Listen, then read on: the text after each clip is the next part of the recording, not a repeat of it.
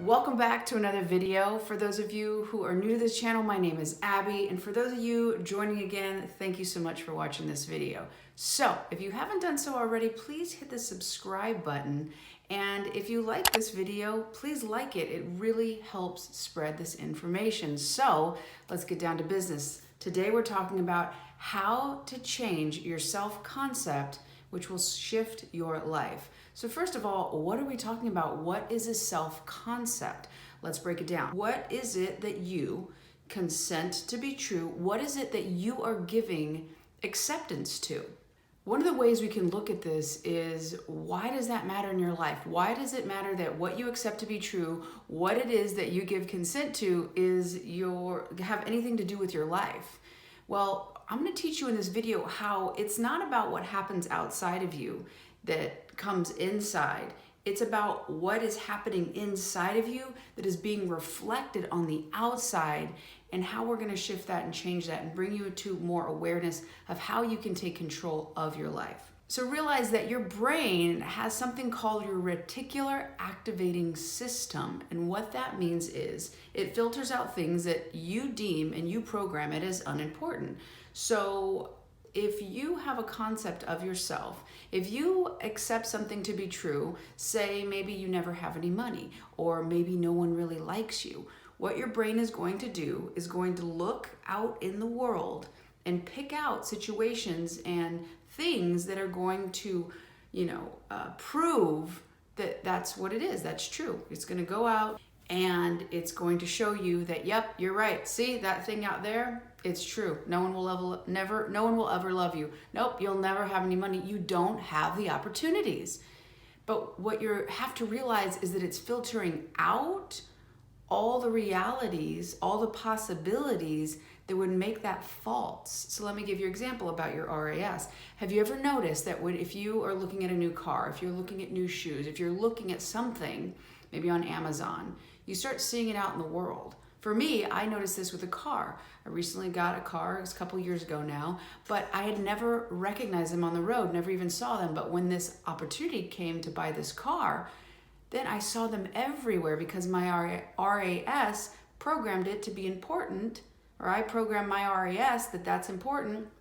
So I started seeing them. Even though they were always there before, I was not aware. I could not see, because we don't see with our eyes, we see with our brain.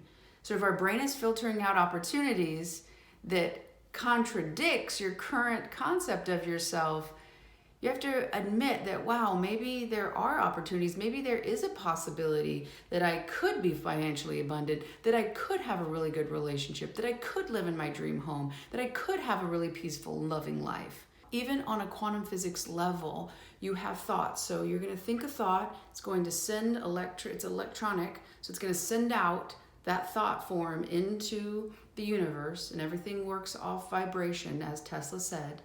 So you're now sending out that signal, looking or broadcasting for more of those situations. Your heart is going to actually draw it back magnetically. So every time you think a thought inside your body, you feel a feeling. So you're thinking these thoughts of stress, you're thinking these thoughts of lack and scarcity. Now you're feeling anxious, you're feeling like you don't have enough. You're sending that out, broadcasting, and then your heart is actually going to magnetically pull that experience to you. So think also about the thing we already talked about in our brain, our RAS. It's filtering out, it's giving you these thoughts, these things are pulling in. It is absolutely creating your reality, your self-concept, what you have allowed to, or what you have given consent to and accept to be true, is what is actually your reality right now. That is what you have manifested. You are manifesting your current reality, your current experience. That could really piss you off and say, no, that's not true. I don't want this. Absolutely, you don't want it. Absolutely. What the power is accepting that you are actually the one that's creating this. So when you say, okay, well, I don't actually want to create that, that's perfect. Now you get to understand that you were the one doing that before, and now you get to change it into something that you really want to experience. So even though it's hard to admit, it was very hard for me to admit a lot of situations in my life that I was not happy with, that I was actually the one that was responsible. And absolutely, there are things outside of you that people do. You're not responsible for people if they're hurting you in situations in different ways. Looking at and seeing how you got into that, how you got yourself surrounded by people who would do that, that is where you can take your power back. So a big way for you to understand what your self-concepts are right now is to take a look at what your life is. What is it that you're not wanting to experience? What do you wish that could change? Because that will show you actually what your concepts are about yourself. What would a person need to think about themselves? What would they need to consent and accept to be true in order to experience this reality? You're kind of going to reverse engineer to get to that root. A lot of times it can be confusing and overwhelming if we're just trying to change that external thing, because the external thing isn't the source, right? If we go all the way back to where it came from, that origin, then we can understand a lot better how we got there and change that and see a different reflection in our life. As you start to look at that, you can begin to see that the structure of your reality is your concepts. And when you can change your concepts, you will radically shift your life.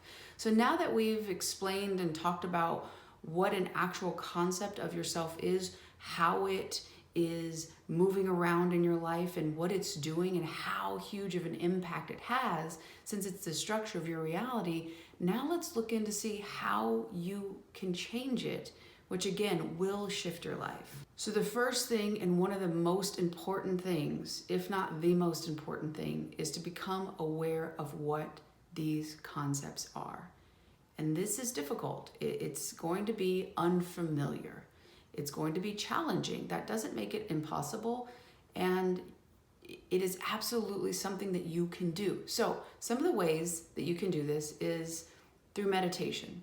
Okay, some of you guys out there may already have a meditation practice. If you don't, this is a great time to pick one up. Be still. Let your analytical voice be quiet so that you can hear what you're really feeling. You can see what you're really doing. What is causing you to have these concepts of yourself? Where do they come from? When's the first time that you ever felt this way? Most likely, it's going to go back to a childhood experience. Maybe someone talked to you poorly. Maybe you saw two people in a situation and it caused you to form a belief, a concept, an assumption about life or about how you can live your life. The second thing you can do that's really impactful is move into a witness status, meaning that rather than you are thinking that you are your thoughts, you pull back and you see from a greater existence that, okay, you're going to witness yourself. You're going to witness yourself going through these thoughts. A lot of times you might experience, once you get going in this thought pattern, you can't stop. You're aware you're doing it, but you can't stop currently. That is a great time to move into the witness. You're just observing, you're seeing what's happening, you're accepting it to be your current condition right now, but you're also going to move out and take your power away by just observing it, by not trying to change it instantly, and by realizing that you are not your thoughts. Most times your thoughts are repetitions of other things you've heard throughout your life, whether it be a parent, a guardian, an authoritative figure in your life. So your critical inner voice that helps you to detach and understand that that is not you. These are echoes in your head, and when you start to separate what is an echo and what you really think, you'll also start to shift your self-concept, because part of your self-concept could be structured, actually created by somebody else. And you don't want to listen to somebody's instructions on how to live your life, just the same as somebody else's, self-doubt in themselves shouldn't dictate how you get to live your life. A third hack in how to change your self-concept and find out what it is right now is, as you're waking up, you're going to be moving from theta brainwave, right at that like kind of twilight drowsy, like you're aware you're awake, but you're definitely not. You couldn't have a grade A conversation or do math problems or anything like that. And then you'll go into alpha, which is relaxed, but you can use your body, you're up in the world. So theta is going to be a perfect time to ask yourself what, and it takes a little practice, that the first, your first thought in the morning is to ask yourself a question. You can also do this if you take naps, to just ask it, and you can feel yourself wake up. And again, it takes a little practice that your first thought would be the awareness to ask yourself a question. Again, you kind of reach this in that first suggestion, which is meditation. That's ideal, that you're going to move into a low alpha or theta brainwave. So that's why that's also very impactful, because you're a little bit more conscious. You're not coming out of a sleep of 8-hour sleep or maybe a 20-minute nap or something like that. But asking yourself a question, exploring what it is in this state is perfect, because theta is actually the language of the subconscious. That is the brainwave it's on. So you can actually get a lot of answers that you're not aware of right now, because our subconscious is under our conscious, right? We're not aware of it in our waking state. By the time you're 35 years old, 95% of your life is ruled by your subconscious. So it is imperative that you get in there and understand what those concepts are. What is the subconscious thinking of you? What subconscious you do you think of you? Because your conscious mind, as hard as it's going to try, 5% is not going to be able to overpower the 95% unless you do it strategically through this, through these ways, right? These 4 steps. And the last suggestion I have to help you uncover what your current concepts are is to, again, we talked about it earlier in the video, but to reverse engineer. Okay, if I feel lack in my life, what would my concept need to be? What would I need to consent to be true and accept as truth? What would that be? If I keep finding people in my life who don't treat me very well, who don't respect me, what would my concept, or what would somebody, and you can also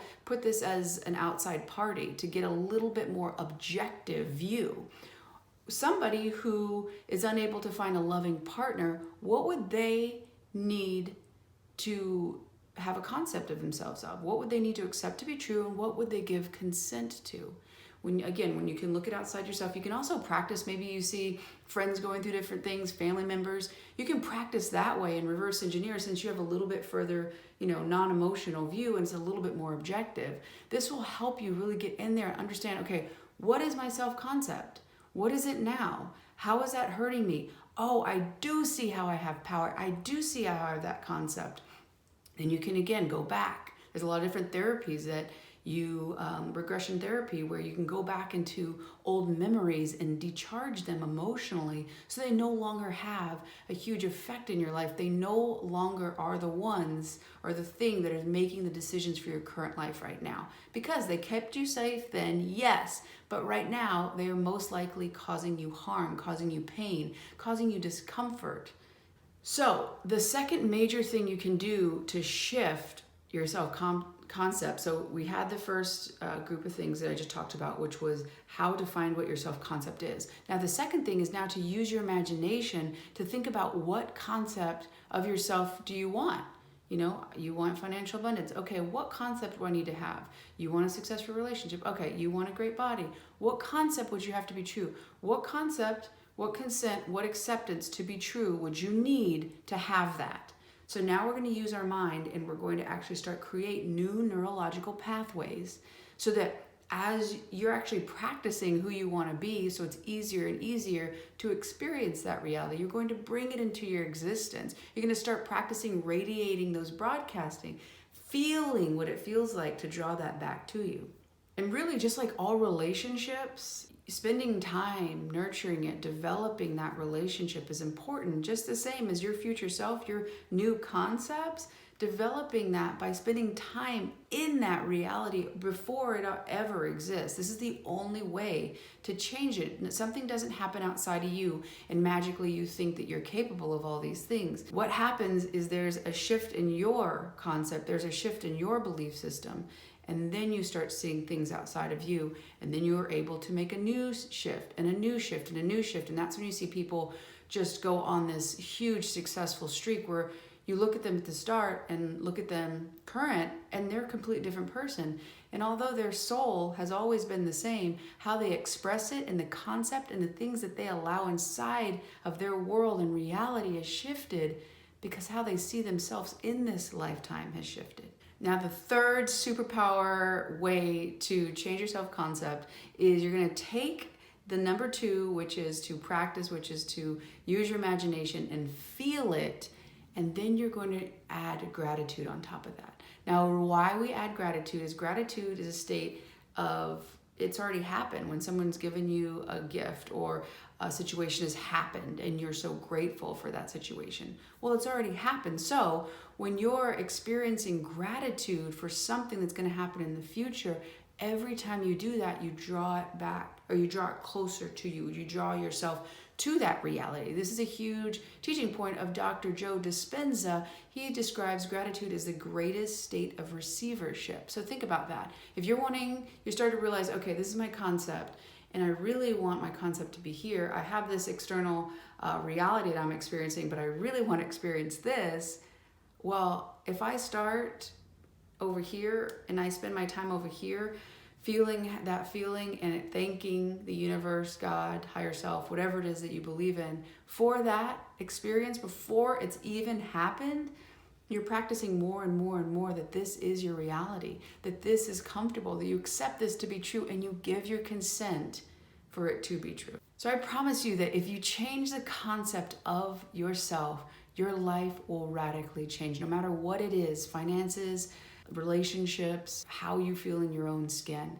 The only thing that's holding you back is what you're accepting to be true and what you're giving consent to. I really hope you enjoyed this video. If so, hit subscribe. It'll tell you when I release my next one. Hit like if you liked it and share it with anyone that you think will find value, and I will see you on the next one.